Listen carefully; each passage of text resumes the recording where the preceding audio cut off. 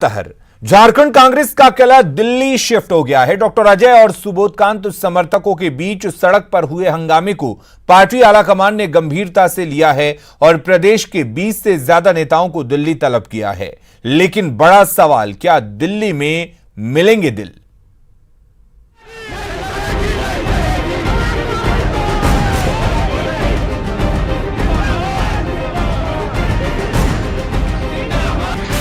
वो कांग्रेस को नाश करने के लिए आए हैं, वो कांग्रेस को बर्बाद कर रहे हैं।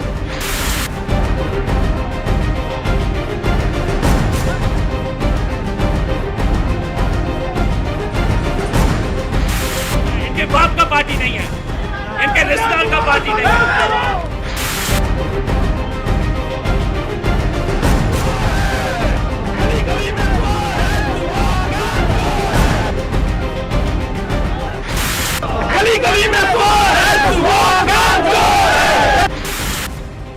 झारखंड में सड़क पर आई कांग्रेस की लड़ाई अब दिल्ली दरबार में शिफ्ट हो गई है। गुरुवार को कांग्रेस भवन में डॉक्टर अजय और सुबोधकांत समर्थक जिस तरह से आपस में भिड़े, उसे कांग्रेस आलाकमान ने गंभीरता से लिया है और प्रदेश के नेताओं को दिल्ली तलब किया है। शनिवार को कांग्रेस मुख्यालय में होने वाली बैठक में सभी पूर्व प्रदेश अध्यक्ष, सभी पूर्व विधायक दल के नेता, झारखंड कांग्रेस के सभी कमेटी के सदस्य, पूर्व सांसद, पूर्व मंत्री और प्रदेश अध्यक्ष मौजूद रहेंगे। अगर कांग्रेस पार्टी के किसी भी नेताओं के द्वारा या उनके कार्यकर्ताओं के द्वारा अगर हरकत की जाएगी तो कांग्रेस पार्टी इसको बर्दाश्त नहीं करेगी और आप देखेंगे कि कल की बैठक अहम होगी और कल के बैठक में आगामी विधानसभा को लेकर के और संगठन को लेकर अहम निर्णय लिए जाएंगे। कांग्रेस को उम्मीद है कि दिल्ली में होने वाली बैठक में पार्टी का कलह खत्म हो जाएगा। वहीं प्रदेश प्रभारी ने कांग्रेस के नेताओं को बयानबाजी से बचने की सख्त हिदायत दी है। किसी को किसी पर टिप्पणी करने का कोई भी अधिकृत नहीं है। किसी को अगर किसी पर आरोप लगाना है या किसी को कोई दिक्कत या शिकायत है तो अपनी बात आके पार्टी के फोरम पर रखे, उस पर कार्रवाई की जाएगी। झारखंड में विधानसभा चुनाव नजदीक है, लेकिन कांग्रेस अब तक पार्टी में जारी गुटबाजी से बाहर नहीं निकल पाया है। पार्टी का एक गुट जहां डॉक्टर अजय को प्रदेश अध्यक्ष पद से हटाने की मांग पर अड़ा है, वहीं डॉक्टर अजय भी अब खुलकर विरोधियों पर हमले कर रहे हैं। रांची से भुवन के साथ ब्यूरो रिपोर्ट, न्यूज़ 18। और उधर झारखंड में रघुवर सरकार महिलाओं को रसोई के धुएं से मुक्ति दिलाने की ठान चुकी है। लिहाजा अब तक 29 लाख परिवारों को प्रधानमंत्री उज्ज्वला योजना के तहत अब सरकार इन परिवारों का सिलेंडर डबल करने जा रही है। साथ ही इस योजना से वंचित 14 लाख परिवारों को भी एलपीजी कनेक्शन देने का डेडलाइन तय कर दिया है। रघुवर सरकार का उज्ज्वला धमाका, अब रसोई में नहीं घुटेगा दम, अब मिनटों में बनेगा घंटों का खाना।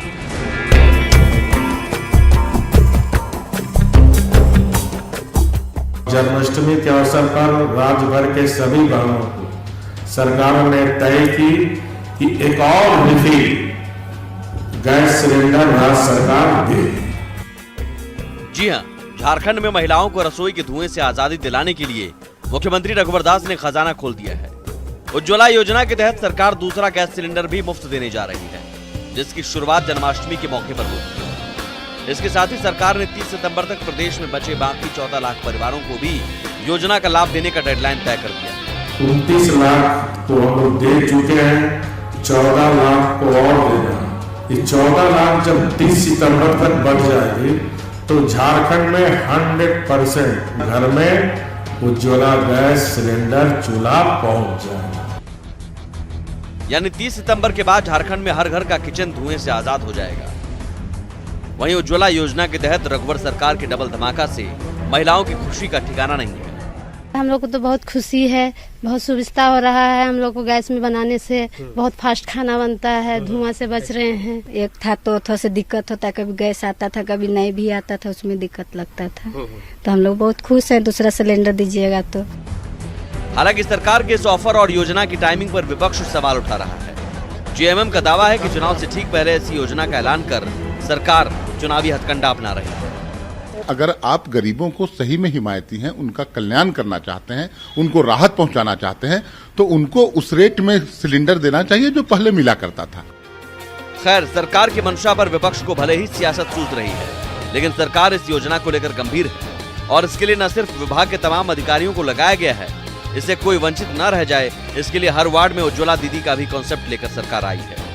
ये विभाग के पूरे अधिकारी लगे हुए हैं हमारे नीचे से ऊपर तक, इवन राशन डीलरों को भी लगाया है कि खोज के लाइए, KYC बनवाइए, उसको चूल्हा डलवाइए, उसको इंस्टॉल कराइए। उज्ज्वला दीदी का रोल ये रहेगा कि वैसे सभी गरीब लोगों की पहचान भी करेगी और वैसे गरीब लोगों को कहीं यदि कोई परेशानी होगी तो उसमें उनका सहयोग करेगी। हर वार्ड में एक उज्ज्वला दीदी होगी। देश में झारखंड एकमात्र ऐसा राज्य है जो सिलेंडर के साथ चूल्हा भी मुफ्त दे रही है और सिलेंडर की फर्स्ट रिफिलिंग भी मुफ्त कराती है और अब दूसरा सिलेंडर भी सरकार गैस के साथ मुफ्त देने जा रही है, जिससे झारखंड में महिलाएं अब रसोई में घुटन नहीं, सुकून महसूस करेंगी। Bureau report, news 18। अगली खबर का रुख करते हैं। बोकारो में आयोजित बीजेपी की 3 दिवसीय बैठक आज समाप्त हो गई। बैठक में राष्ट्रीय सह संगठन मंत्री सैदान सिंह, प्रदेश महामंत्री अनंत ओझा, विधायक विरंची नारायण, विधायक योदेश्वर महतो, विधायक राज सिन्हा और विधायक ढुल्लू महतो शामिल हुए। हालांकि बैठक से मीडिया को दूर रखा गया था। बैठक में आगामी विधानसभा चुनाव को लेकर रणनीति, सदस्यता अभियान पर मंथन हुआ। साथ ही झारखंड में होने वाले विधानसभा चुनाव में बीजेपी के 65+ के आंकड़े को पार करने की नीति बनाई गई। सदस्यता हो, पार्टी के कार्यकर्ता गांव-गांव जाकर के, घर-घर जाकर के सदस्यता अभियान को और अधिक गति कैसे दें, इसके बारे में उनका निर्देशन सभी को प्राप्त होगा। जब एकजुट होकर के चुनाव मैदान में जाएगा और उसमें कौन सीट कौन लड़ेगा, कौन सीट कहां लड़ेगा, इसके ऊपर कोई चर्चा का विषय नहीं है। हम एकत्रित होकर के NDA फोरम के साथ जनता के बीच में जाएंगे। झारखंड में जल्द ही सहायक अभियंता के 731 पदों पर नियुक्ति होगी, जिसमें पथ निर्माण विभाग की 228 रिक्तियां भी शामिल हैं, जिसके लिए JPSC को अधिसूचना भेज दी गई है। पथ निर्माण विभाग के सचिव ने बताया कि सरकार ने जो 100 दिनों का टास्क दिया है, उसके तहत 1840 करोड़ की स्वीकृत योजनाओं को पूरा करना विभाग की प्राथमिकता है। इसमें 400 किलोमीटर की लंबी सड़क और 15 पुल शामिल हैं। वहीं रोड सेफ्टी पर अगले 3 महीने में 450 करोड़ रुपए खर्च किए जाएंगे, ताकि सड़क दुर्घटनाओं में कमी लाई जा सके। लगभग 1840 करोड़ रुपए की जो हमारी परियोजनाएं जो सैंक्शन हो चुकी है, उसका सब में कार्य प्रारंभ करवाएंगे और पूर्व से जो कार्य चल रहा है उसमें हम लोग 400 किलोमीटर पथ का निर्माण पूरा करेंगे और 15 पुल का निर्माण करके इसको लोकार्पित करेंगे। ये हमारी योजना है। गुमला के टिटौली में किसान सिबा कड़िया की आत्महत्या के बाद सियासत तेज होती जा रही है।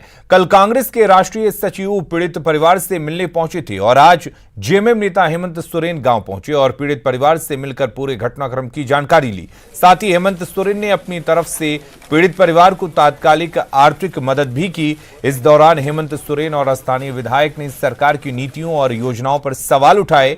कहा कि सरकार किसानों के हित के नाम पर धोखाधड़ी कर रही है। हेमंत सोरेन ने पीड़ित परिवार को हर संभव सरकारी सुविधा दिलाने के लिए प्रशासन से भी बात कही।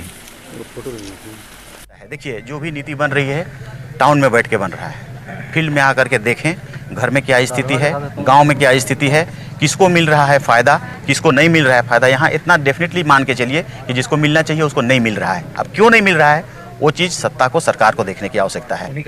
यस, यही कारण है। परिवार के यहाँ आए हैं, जो हम लोग के पार्टी के स्तर से हम लोगों को लगा, जो जिला के लोगों ने उनको कुछ आर्थिक सहयोग किया है। निश्चित रूप से इस विषय पर हम लोग सरकार से सवाल जवाब करेंगे। अगर वो नहीं कर सकती है इस राज्य के लोगों की रखवाली, तो सरकार पे रहने का इनको कोई अधिकार नहीं। मुख्यमंत्री से हमारा विनम्र निवेदन है कि आप एक बार इस गांव में आकर के देखें तो आपको हकीकत पता चलेगा कि आप आज किस जगह पर इस राज्य को ला करके खड़ा कर दिया है। रांची में आर्मी कैंपस में एक जवान पत्नी की बेरहमी से हत्या कर फरार हो गया है। वारदात का खुलासा सुबह 10 बजे के बाद हुआ, जब 2 मासूम बच्चों ने बाहर आकर इसकी जानकारी दी। पुलिस के मुताबिक महाराष्ट्र के रहने वाले जवान देशपाल अठावले का देर रात पत्नी मनीषा अठावले के साथ आपसी विवाद हुआ था, जिसके बाद उसने पहले तार से गला दबाकर उसकी हत्या की कोशिश की। उसके बाद चाकू से उसका गला रेत दिया और सुबह स्कूटी लेकर फरार हो गया। हालांकि जाते जाते उसने बच्चों को सुबह 10 बजे से पहले किसी को भी ये बात नहीं बताने की हिदायत दी थी। फिलहाल पुलिस फरार जवान की गिरफ्तारी के लिए छापेमारी कर रही है और एफएसएल की टीम की मदद से वारदात की जांच में जुटी है। ये जो जवान हैं देशपाल अकवाले, ये अमरावती महाराष्ट्र के रहने वाले महार रेजिमेंट के जवान हैं और पूछताछ के क्रम में अभी तक ये बात सामने आई है कि इन्होंने अपनी पत्नी की हत्या की है। रात में इनका झगड़ा हुआ था और बच्चे इनके 2 हैं और जब सुबह उठे हैं तो जो पत्नी की बॉडी है उस पर स्ट्रैंगुलेशन के मार्क्स हैं और चाकू के भी निशान हैं। बेटी को ये समझा कर गए थे कि 10 बजे से पहले किसी को मत बताना, नहीं तो फादर को जेल हो जाएगी। तो जो कमांडिंग ऑफिसर हैं उनको सूचना मिली है 10 बजे, उसके बाद ही ये पूरा घटनाक्रम सामने आया है। घाटशिला में जमीन विवाद में डबल मर्डर का सनसनीखेज मामला सामने आया है। जमीन विवाद में मां और बेटे को उसी मंडप में मौत के घाट उतार दिया गया जिस मंडप में अगले दिन उसकी शादी होने वाली थी। अब ये हत्या किसने की और कैसे घर वालों को पता नहीं चला, या फिर किसी घर वाले ने ही साजिश रची, जानने के लिए ये रिपोर्ट देखिए। शादी के मंडप में डबल मर्डर। शहनाई की जगह पसरा मातमी सन्नाटा।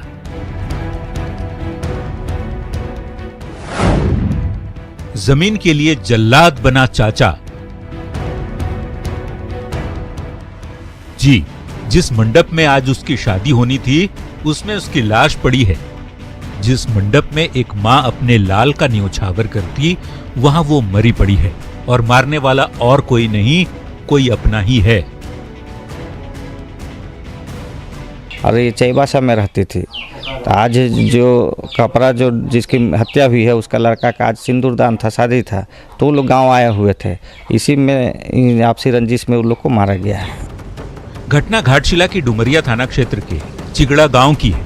जमीन विवाद में मां और बेटे को मौत के घाट उतार दिया गया।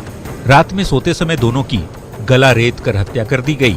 बड़ी बात है कि हत्या का आरोप लड़के के सगे चाचा पर लगा है, जिसने हत्या के बाद खुद ही पुलिस के सामने सरेंडर भी कर दिया।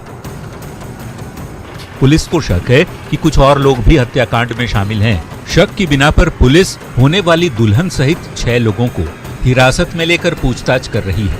हत्या का कारण है जमीन विवाद और नौकरी पेंशन का पैसा लेने देने के कारण। पूरा मामला जमीन और रिश्तों की कमजोर होती डोर का नतीजा है। मृतक हेमो टुडू के पिता ने 2 शादियां की थी। उसकी मौत के बाद दोनों पत्नियों में संपत्ति को लेकर विवाद होने लगा। इसी दौरान उसकी छोटी पत्नी से उसके भाई ने शादी कर ली। शादी के बाद से वो अपनी भाभी और भतीजे से चिढ़ा रहता था और अपनी भाभी भतीजे से भाई की संपत्ति में हिस्सा भी मांगता था और यही विवाद अंततः हत्या का कारण बन गया। कैसे मारा? छुरी से। कितना आदमी था मारने में?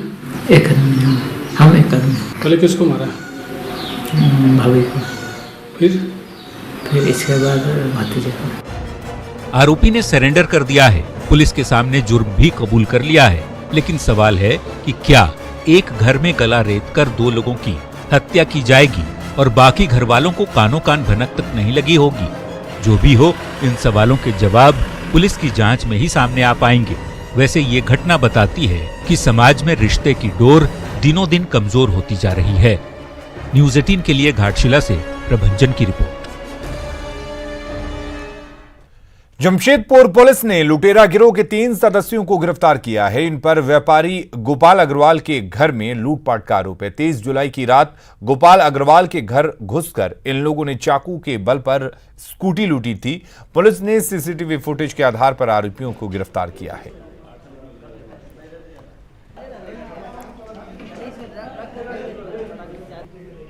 तीन लोगों की गिरफ्तारी हुई है। एक व्यक्ति रंजीत कुमार है, एक चंदन साव है और एक व्यक्ति जितेंद्र शर्मा है। इन लोगों के पास से जो व्यवसायी गोपाल अग्रवाल है उनके घर से लूटा हुआ जो स्कूटी है वो बरामद हुआ है।